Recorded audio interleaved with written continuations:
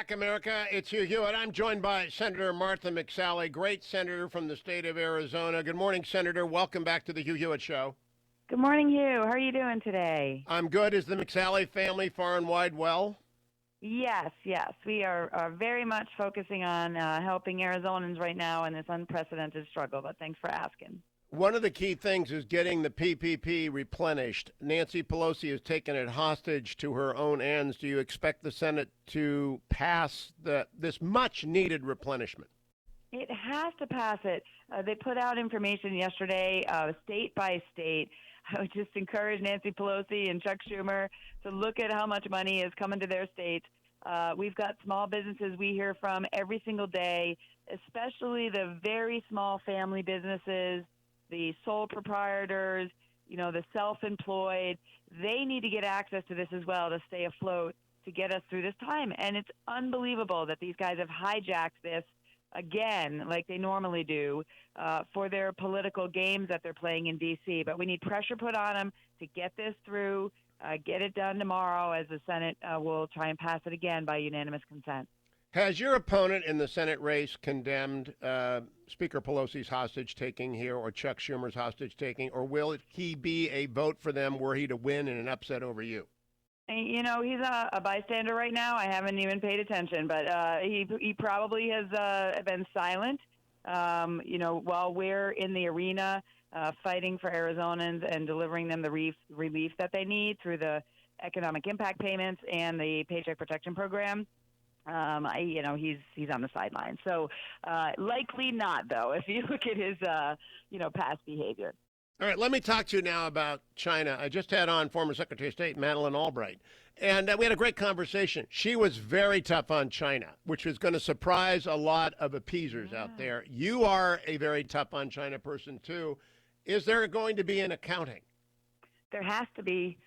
There has to be, Hugh. I've never trusted a communist. The Chinese Communist Party has been on a path over decades in order to replace us as the world leader. And in this case, their cover-ups, their silencing of their doctors and their scientists, their lying to the rest of the world has caused so many deaths and so many American deaths. We still don't know enough about the origins of the coronavirus, about who is patient zero, about so much that we could have learned in January had we known more about the way that it transmits from person to person, even that it transmits from person to person, and more about the virus, we could have had our scientists in China studying it in order for us to stop the global spread and contained it where it was. One study showed that had they just acted 3 weeks earlier, they would have stopped 90% of the infections around the globe. They have to be held accountable, to include financially accountable. Now, Senator Martha McSally, CNN ran a story yesterday about a Chinese naval flotilla and how it showed they were ready. It's just pure propaganda. Admiral Stavridis, who's a center-left guy, denounced it as just outrageous. It's just propaganda. What is wrong with our media on this story? This is a PRC-CCP story.